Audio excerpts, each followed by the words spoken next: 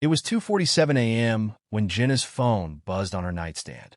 Half asleep, she reached for it, expecting a spam email or a late-night notification. But there was no message, no missed call. Instead, the screen displayed something she hadn't seen before you're awake. "I see you." She froze, her breath caught in her throat. Maybe it was a glitch, a bizarre prank. Her bedroom, bathed in the pale glow of the moon, felt suddenly smaller, the shadows in the corners darker and deeper than before. A soft knock echoed through the house. It wasn't the front door or even the windows, it was coming from the attic. Jenna hadn't been up there in years. The thought of what could be up there sent chills down her spine. She grabbed her phone and flashlight, hesitating at the base of the attic stairs. As the knock grew louder and more insistent, she forced herself to climb, one trembling step at a time. The attic door creaked open, revealing nothing but dusty boxes and cobwebs. But then her phone buzzed again. This time, the screen read "Turn around." Jenna spun on her heels, her flashlight flickering. A figure stood at the bottom of the attic stairs, its face obscured by shadow, its voice a low, guttural whisper. "You should have stayed in bed." The flashlight died, and so did the power in the house. Jenna's scream was swallowed by the darkness. No one saw her again, but at 2:47 a.m. the next night, her phone buzzed on a stranger's nightstand. The stranger's name was Marcus, and he wasn't a light sleeper. The buzzing phone startled him awake, the sound cutting through the silence of his small apartment. Groggily, he reached for it, squinting at the glowing screen. "You're awake. I see you." His first thought was that it was a prank. Marcus tossed the phone aside and turned over in bed, determined to go back to sleep. But then he heard Eden knock, faint but deliberate. It came again, louder this time. He sat up, heart racing, and stared at his bedroom door. The knock wasn't from the front door or the wall sit, was coming from inside the apartment. "Who's there?" he called out, his voice shaking. No answer, just the relentless knocking, now echoing down the hallway. Grabbing his phone, he turned on the flashlight app and crept toward the sound. As he moved, the knocking stopped. Silence fell over the apartment, thick and suffocating. But when he reached the hallway, his phone buzzed again. Too late. The lights flickered violently, then went out. His flashlight wavered, casting shifting beams across the walls. A shadow moved at the edge of the light, and Marcus froze. "Jenna?" A voice whispered, soft but chilling. Marcus didn't know anyone named Jenna. His phone buzzed a third time, and he glanced at it despite the growing dread in his chest. This time, the screen didn't display a message. Instead, it showed a live feed of his own hallway, the camera panning toward him. Behind him, the shadow grew larger. A cold hand brushed his shoulder. He turned, but there was no time to scream. The next night, another phone buzzed at 2:47 a.m. on someone else's nightstand. The next victim was Alina, a night owl who rarely went to bed before 3 a.m. She was scrolling through her social media feed when her phone vibrated. She frowned at it. Wasn't a notification from an app, but a message that appeared on her lock screen. "You're awake. I see you." A chill ran down her spine. It had to be a joke, some weird spam message. She ignored it and went back to her feed, but her phone buzzed again. This time, the screen read, "Don't ignore me." Her apartment suddenly felt too quiet.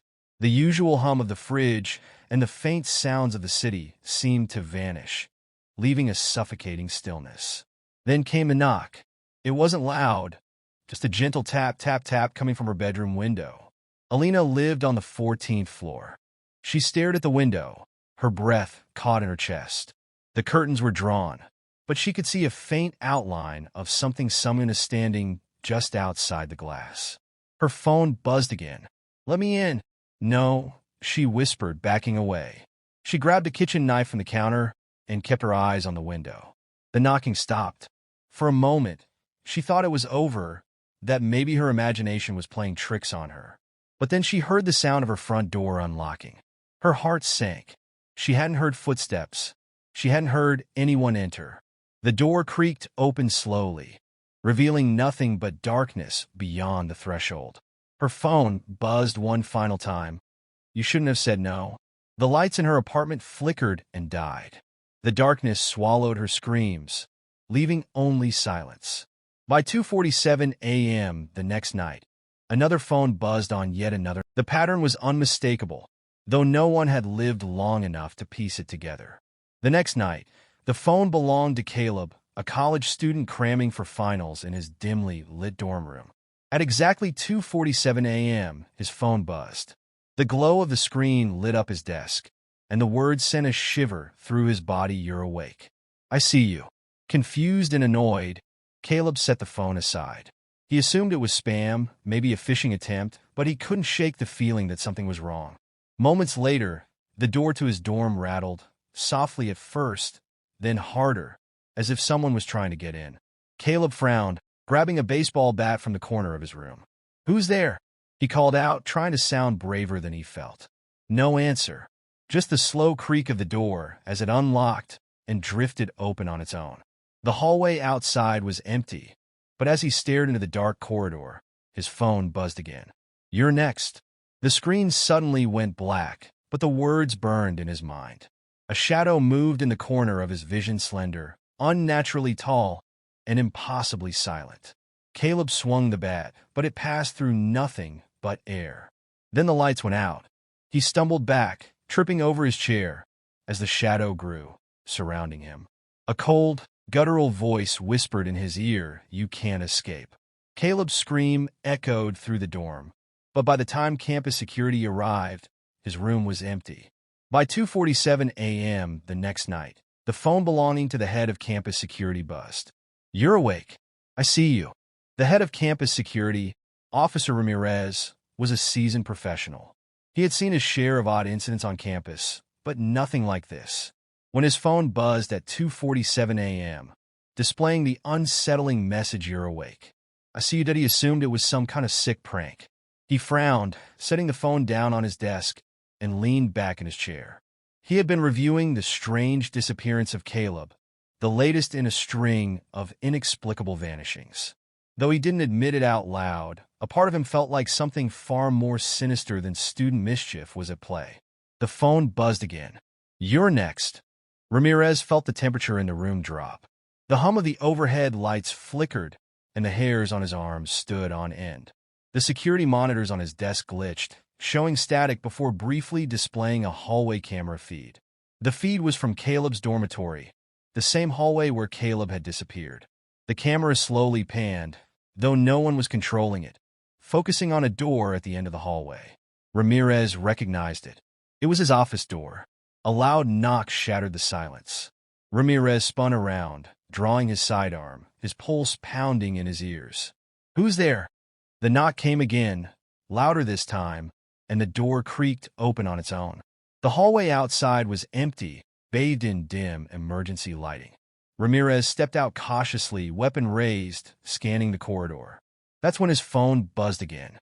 "Behind you." Ramirez whirled around, but no one was there. Just the open door to his office, the monitors inside flickering wildly. On the screen, the hallway camera now showed Ramirez himself, standing in the doorway. But something was behind him in the feed, a shadow, tall and formless, creeping closer.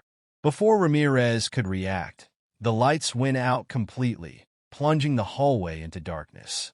His flashlight flickered to life, casting a narrow beam that barely penetrated the shadows. And then he heard Ida's voice, low and guttural, coming from all around him. "You can't stop it." The shadows closed in, swallowing him whole. By the time backup arrived, the office was empty, the phone buzzing softly on his desk. At 2:47 a.m. the next night, the phone belonging to a professor in the same building buzzed. "You're awake. I see you."